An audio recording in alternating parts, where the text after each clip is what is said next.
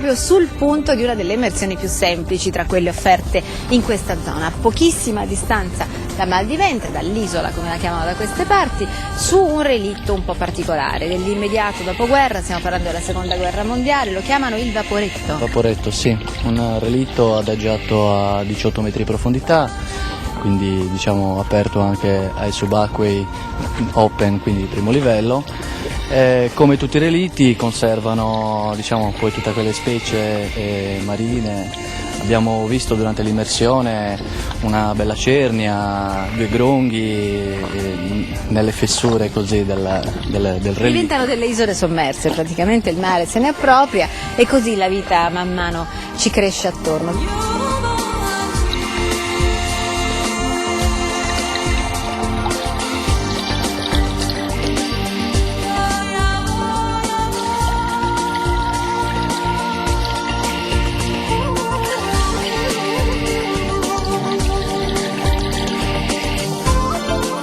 20 metri di lunghezza, 4 di larghezza, probabilmente si trattava di un postale a vapore che faceva la spola tra Oristano ed Alghero. Queste sono alcune delle informazioni che siamo riusciti a raccogliere, non si sa moltissimo di questo relitto, non è ben chiaro, sappiamo solo quello che vediamo oggi, visto da prua è decisamente molto bello. Sì, è molto bello, è abbastanza integro come relitto, ben integra la prua e la poppa.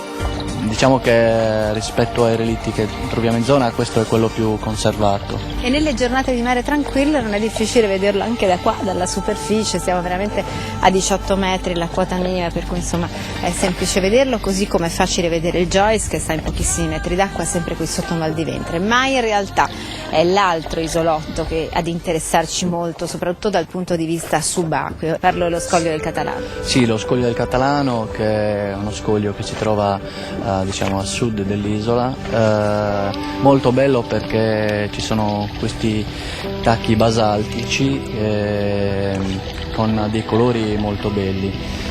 A 40 metri si può trovare sia il corallo, ma diciamo che anche a pochi metri, 15-18 metri, c'è tanta vita, si possono notare spesso i barracuda, falso corallo, nudibranchi, diciamo che è molto ricca di specie e soprattutto l'acqua è sempre molto limpida.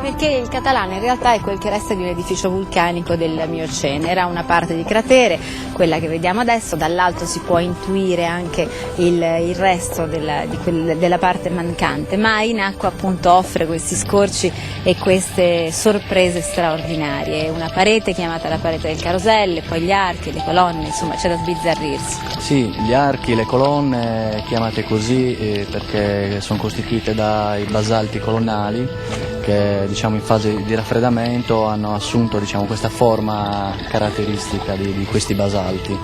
Tra l'isola e lo Scoglio del Catalano c'è una sorta di basso fondale, di pianoro che non supera quasi mai 40 metri di profondità, sono distanti tra loro 5 miglia credo più o meno e sono i due elementi di grande fascino, di grande attrazione naturalmente di questa costa del Sils.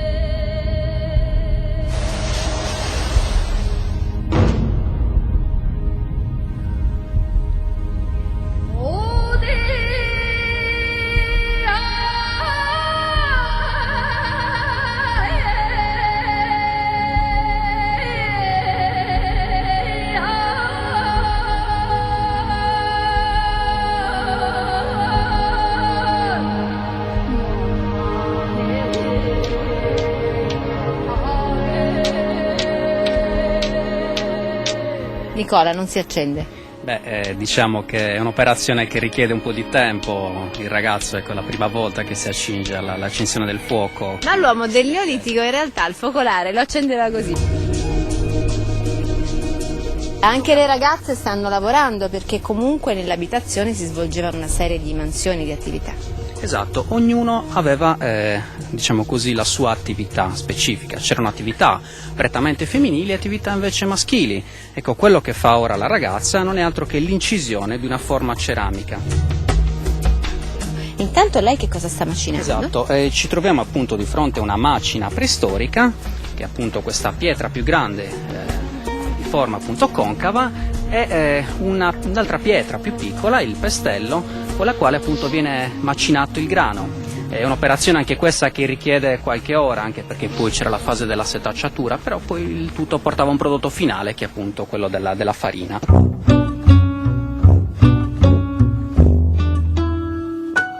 In realtà altro non è che una fattoria didattica, che però si è dedicato a quella che è la valorizzazione, la riscoperta dell'anima più antica di questa terra. Infatti qua nella penisola del Sinis abbiamo dei siti neolitici importantissimi, appunto abitati sin dal Neolitico medio, per esempio Cucuruzzarius, Concailloni, sono dei siti molto importanti che distano da noi appena qualche chilometro.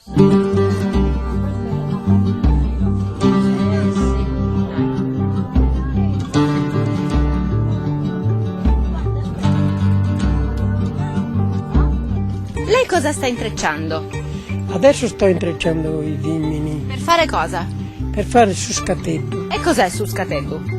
Questo? Esatto, che si fa con il vimini e con le canne, che i vimini sono i migliori germogli delle piante. Beh, complimenti, ma non ci sono soltanto le persone mature in questa fattoria didattica. No, assolutamente. Noi riceviamo tanti bambini ogni giorno nel periodo primaverile, quando insomma gli insegnanti il tempo migliora e quindi decidono di portarli a fare le gite di istruzione, in quanto i bambini tutto ciò che leggono poi a scuola e che può essere anche tedioso leggerlo solamente sui libri, Con la manualità lo apprendono meglio. Ma poi queste le mettiamo in forno, bambine? Sì, Le dobbiamo cuocere, vero? Sì. E poi ve le portate a casa? sì. Il regalo alla mamma bisogna portarlo assolutamente dalla gita di istruzione. Là c'è una signora molto interessante, un po' la memoria storica di qua. Lei è nonna Pietrina. Nonna Pietrina, buonasera. Buonasera a lei. Lei ha molta pazienza perché sta facendo un lavoro Bisogna straordinario. averla, guarda, la pazienza. Anche nella vita, vero? Sì. Caspita. Che cos'è? No, questa viene su poi, no? Come si chiama? Sull'altro. Che poi viene una corbuletta.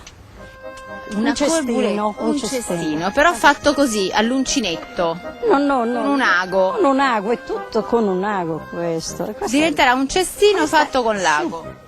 Questa è raffia, poi questa è un'erba che... Lei ha imparato da piccola Eh sì. a fare questi lavori, vero? E quindi è giusto che imparino anche i bambini, Noi adesso trasmettiamo ai piccoli. ai piccolini. È bello che imparino. Ragazzi, cosa state facendo?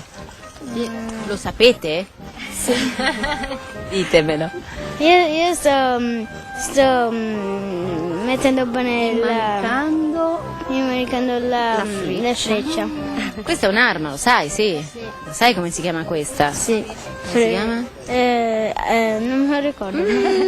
Andiamo a chiederlo a Nicola come si chiama, perché questa era l'oro nero, Questa è l'ossidiana. Questa ossidiana si trova qua al Monte Arci.